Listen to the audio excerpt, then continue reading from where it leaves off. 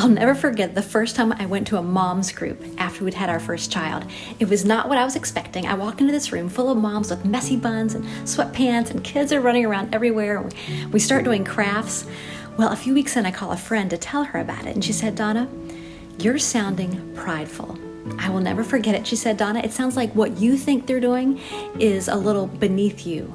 Well, if that wasn't enough, the very next day I go back, another friend comes up to me and says, "Donna, I'm reading this book. It's so good. I thought of you. I bought you a copy." She brings the book over to me.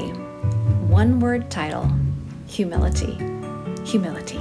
You see, I had a critical spirit.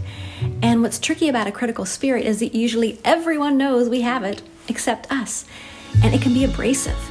We're like sandpaper, just brushing up against everyone with our own thoughts, our own opinions. But God has called us to something so much better: humility. Philippians 2:3 says this. It says, "Do nothing from selfish ambition or conceit, but in humility count others more significant than yourself." And Colossians 3:12 tells us to put on humility, which tells me that humility does not come naturally. It is something we must put on. So today, let's guard against that critical spirit by putting on humility and counting others more significant than ourselves.